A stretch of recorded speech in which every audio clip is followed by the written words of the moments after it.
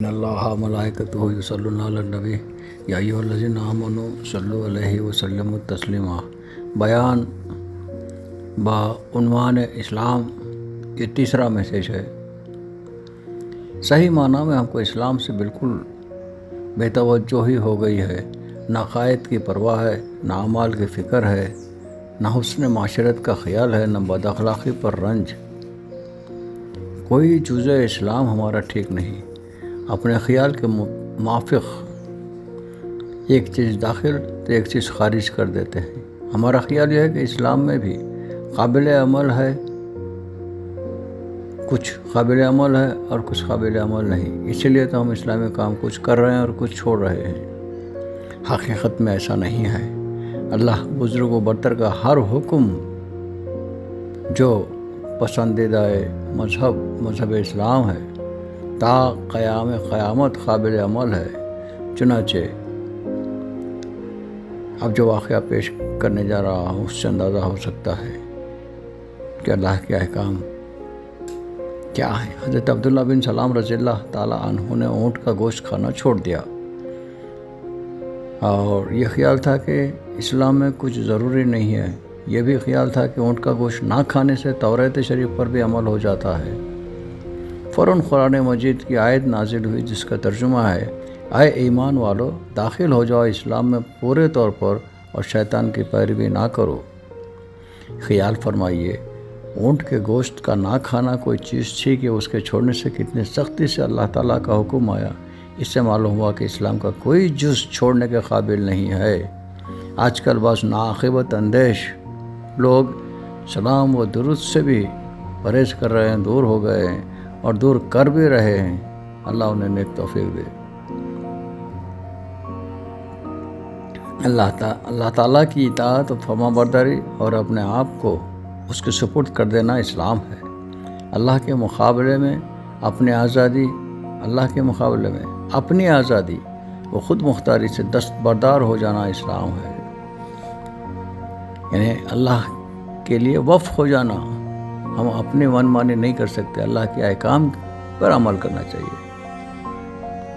اللہ تعالیٰ کی بادشاہی اور اس کے احکام کے سامنے سر تسلیم خم کر دینا اسلام ہے۔ جو شخص اپنے سارے معاملات کو اللہ تعالیٰ کے حوالے کر دے وہ مسلمان ہے، اور جو اپنے معاملات کو اپنے ہاتھ میں رکھے یا اللہ تعالیٰ کے سوا کسی اور کے سپرد کر دے وہ مسلمان نہیں ہے۔ اپنے تمام معاملات و کاروبار کو اللہ تعالیٰ کے حوالے یا سپرد کرنے کا مطلب یہ ہے کہ اللہ بزرگ و برتر نے اپنے کتاب قرآن مجید اور اپنے رسول صلی اللہ علیہ وسلم کے ذریعے سے جو ہدایات بھیجی ہیں ان کو قبول کریں، ان میں چوں و چرا ہرگز نہ کریں، اور زندگی میں جو معاملات پیش ہوں وہ اسی روشنی میں انجام دیے جائیں، اور اپنی عقل اور دنیا کے دستور کی پرواہ نہ کرے، وہی مسلمان ہے۔ اس کے برخلاف جو شخص اپنی عقل اور دنیا کے دستور اپنے آبا اجداد کے عمل پر چلتا ہے، ایسا شخص ہرگز مسلمان نہیں ہے، اور نہ مسلمان کو یہ حق حاصل ہے کہ وہ اپنے رائے یا خاندان کے رواج کو پیش نظر رکھے۔ غرض اللہ تعالیٰ کے کلام اور سنت رسول اکرم صلی اللہ علیہ وسلم کو حق اور صداقت کا معیار تسلیم کرے، اور ان کے خلاف ہر چیز کو باطل سمجھنا اسلام کی سرحد ہے۔ اس سرحد میں جو شخص ہے وہ مسلمان ہے، اور اس سے باہر جو ہے وہ اسلام سے خارج ہے۔ جاننا چاہیے کہ انسان دائرہ اسلام میں کلمہ طیبہ پڑھ کر داخل ہوتا ہے، لا الہ الا اللہ محمد رسول اللہ کے الفاظ زبان سے ادا کرتے ہی کچھ سے کچھ ہو جاتا ہے۔ اصل چیز معنی ہے۔ الفاظ کی تاثیر معنوں سے ہے۔ معنی اگر نہ ہو اور وہ دل میں نہ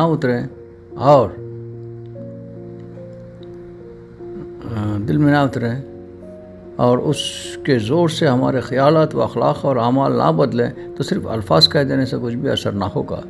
اس کلمے کا معنی یہ ہے کہ اللہ تعالیٰ کے سوا کوئی اور معبود نہیں ہے، اور آقائے نامدار مولا محترم حضرت احمد مصطفیٰ محمد مصطفیٰ صلی اللہ علیہ وآلہ وسلم اللہ بزرگ و برتر کے اول الاعظم رسول برحق ہیں۔ لا الہ الا اللہ کہنے کے بعد محمد رسول اللہ کہتے ہیں۔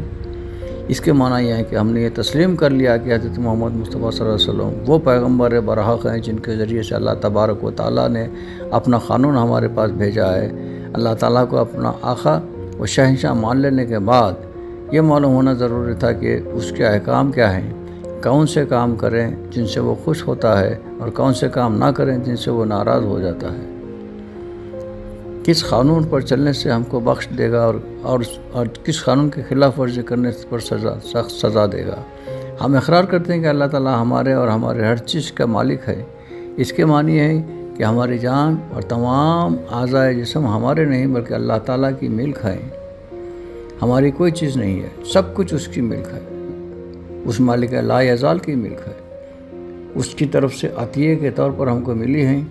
اس بات کا اقرار کرنے کے بعد ہمیں کیا حق ہے کہ یہ کہیں کہ یہ ہماری جان و مال و اسباب سب ہمارا ہے؟ سب اللہ تعالیٰ کا ہے، وہی مالک ہے، ہماری ہر چیز کا وہی مالک ہے، ہمارا کچھ نہیں ہے۔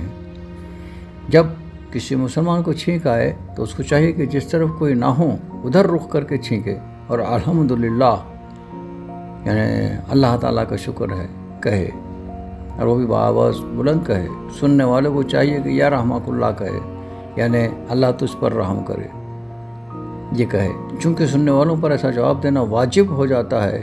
اگر جواب نہ دیں تو ترک واجب کی وجہ سے سننے والا گناہگار ہوگا۔ اس کے بعد چھینکنے والے کو بھی اجرامک اللہ، اللہ تعالیٰ تجھے اجر دے کہے۔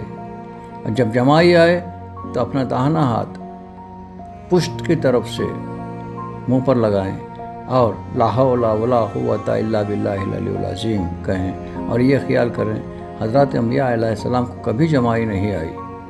ان عملیات سے انشاءاللہ تعالی نماز میں بھی جمائی آنا بند ہو جائے گی۔ جمائی روکنے کے اور بھی ذرائع ہیں، اس میں سے یہ ایک ذریعہ پیش کیا گیا۔ حالت نماز میں جمائی روکنے کی کوشش کرنا بھی کافی ہے۔ چھینک فرشتوں کی طرف سے اور جمائی شیطان کی طرف سے آتی ہے۔ ایک بزرگ سے کسی غیر مسلم نے پوچھا، چھینک آنے پر مسلمان اللہ تعالیٰ کا شکر ادا کرتے ہیں؟ حالانکہ انسانی دماغ کے اجزاء میں سے ایک جزو ایسا ہے جب وہ بھڑکتا ہے تو چھینک آتی ہے۔ ایسی صورت میں چھینک آنے کے بعد اللہ تعالیٰ کا شکر ادا کرنا کیا معنی رکھتا ہے؟ تو ان بزرگ نے جواب دیا، ہم چھینک آنے پر اللہ تعالیٰ کا شکر اس لیے ادا کرتے ہیں کہ دماغ کا وہ جزو جو صرف ایک بار یا چند مرتبہ حرکت کر کے ساکن ہو جاتا ہے، اگر وہ حرکت کرتا ہی رہتا تو انسانی زندگی دوبھر ہو جاتی۔ حضرت شیخ احمد نقشبندی سرہندی مجدد الفسانی رحمۃ اللہ علیہ فرماتے ہیں کہ غافل اور بدعتی لوگوں کی عزت نہ کیا کرو، غافل اور بدعتی لوگوں کی عزت نہ کیا کرو۔ جس نے ایسوں کی تعظیم کی تو اس نے گویا اسلام کو بے عزت کرنے میں مدد کی۔ غیر مسلموں سے جو اللہ تعالیٰ اور رسول اکرم صلی اللہ علیہ وسلم کے دشمن ہے، ان سے کنارہ کش رہنا بہتر ہے، یعنی ان سے فاصلہ اختیار کرو اور ان کو اپنے مذہبی مجالس میں شرکت کا موقع نہ دو۔ جہاں تک ہو سکے کسی امر یعنی کسی کام میں ان کی طرف رجوع نہ ہو۔ اگر کوئی مجبوری یا شدید ضرورت ہو تو جیسے قضائے حاجت انسانی کے لیے چاروں ناچار ضرورت ہوتی ہے، بس اسی قدر ان سے ضرورت پوری کر سکتے ہو۔ یہ اعمال صالحہ مسلم معاشرے کے ہیں، لیکن اس وقت بیشتر مسلمان ضروری مسائل سے بھی واقف نہیں ہیں۔ ہم مسلمانوں کی یہ ذمہ داری ہے کہ مسائل سے خود بھی واقف ہوں اور آئندہ نسل کو بھی واقف کروائیں۔ حضرت سفیان بن ادبا رضی اللہ تعالیٰ عنہ فرماتا ہے کہ مناسک حج کے لیے مکہ معظمہ، قراءت قرآن مجید کے لیے مدینہ منورہ اور مسائل فقہ کے لیے کوفہ بڑی اہمیت کے مقامات ہیں۔ قرون اولیٰ میں نعرہ تکبیر سے قیصر و کسریٰ کے محلات لرز اٹھتے تھے، اور آج یہ حال ہے کہ مسلمانوں کے دل بت پرستوں کے آوازیں کسنے سے ڈہل جاتے ہیں۔ اللہ ہمیں اولیاء پرست بنائے اور اللہ اپنے دوستوں کی قربت عطا کرے اور اپنے تک رسائی کا موقع عطا فرمائے۔ ان اللہ ملائکتہ یصلون علی النبی یا ایھا الذین آمنوا صلوا علیہ وسلم تسلیما۔